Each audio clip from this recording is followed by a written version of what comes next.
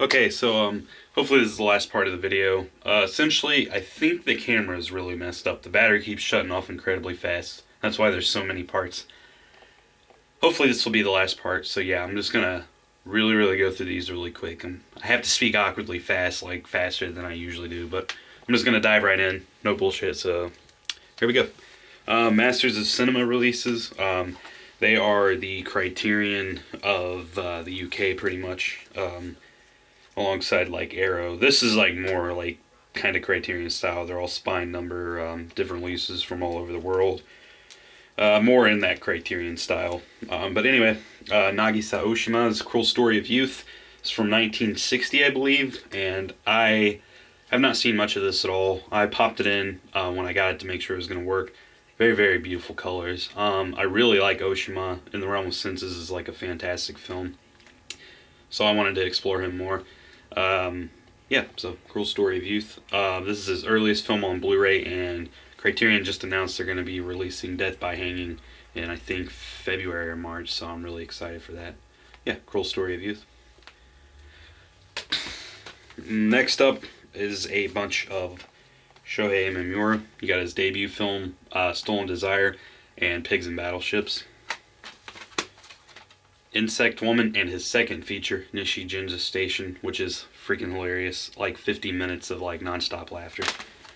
His remake of The Ballad of Narayama. I have not seen this, but I really like him a lot, so I'm sure it's going to be awesome.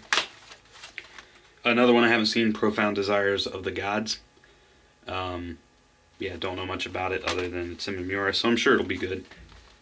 Tokyo Sonata by Kiyoshi Kurosawa. Another film I have yet to see, but Kurosawa's a very excellent director.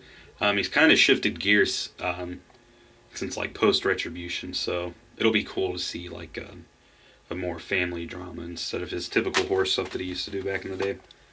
Chinese director Jie Jianke, The World, awesome movie. It's awesome seeing the Office Katana logo at the beginning of most of his movies. I think he's a brilliant, underrated director. Absolutely one of the best working out there today. So yeah. Hopefully one of these days when the camera and all that's fixed, I can go through these. They all got wonderful booklets. Most of these have awesome special features. A lot of Tony Raines videos on here for those of you who like him. He knows a lot on Asian cinema.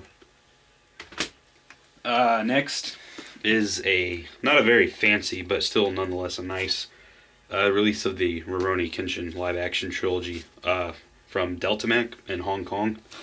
It comes with all three of the films. The third one, which you can't see, left-handed, sorry. I think it's called The Legend Ends, then Kyoto Inferno, Part 2, and then the first one, just Rurouni Kenshin. All three awesome films. 2 and 3 are one film, so just keep that in mind when you watch them. I watched all three of these back-to-back. I had seen the first one a couple years ago, loved it. I think it's an awesome trilogy, and it proves that Japan really can do awesome, like, manga adaptations given the right director and crew. And then quickly on these, let's see here. Another Kiyoshi Kurosawa release, Penance. It's a Japanese TV show, like a mini-series, 5 episodes long.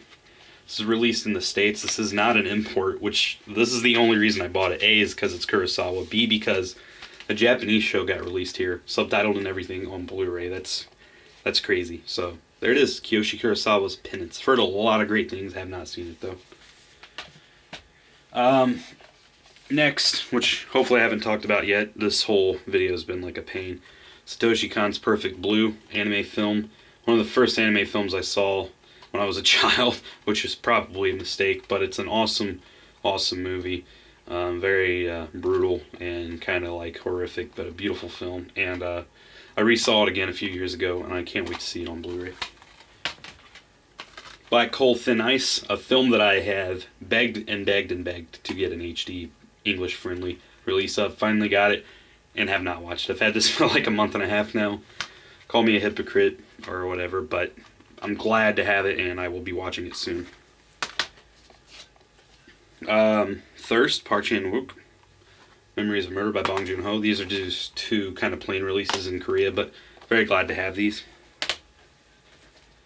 And then I wanted to show these 2 off real quick. Same movie. The only time I've double dipped for a movie in a while. Hong Kong-ju stars Chan-wook, indie film from Korea that did freaking awesome at the box office. Fantastic, fantastic film. Got the Region A Korean release and the Region B Third Windows film release. Haven't opened up the Third Window film release. It was going to have an interview with the director, but they opted out to get Enemy's Apple, which is actually on this. These both have English subtitles, and the short film has English subtitles, so recommend either version depending on where you live. I think the Korean version, aesthetic-wise, is superior, obviously, but brilliant release. Fantastic movie. Cannot recommend this enough. And then just a few more. Hopefully the camera doesn't die. But got Im Sang-soo's President's Last Bang.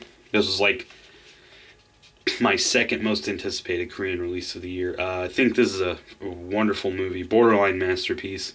Probably my favorite Im Sang-soo film. I really love his retelling of The Housemaid. But I just think this movie, underrated. Absolutely fantastic. It's got an awesome, awesome case.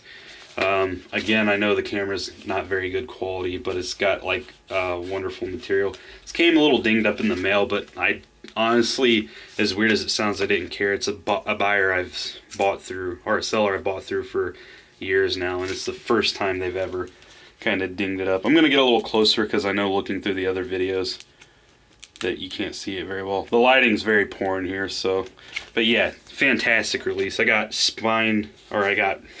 not spine number, but 597 out of 1,000 copies. The transfer is good. It's not perfect, but I'm just happy to see it in HD and get the treatment it deserves. And then two more, or actually quite a few more. Hopefully I can blast through these in enough time.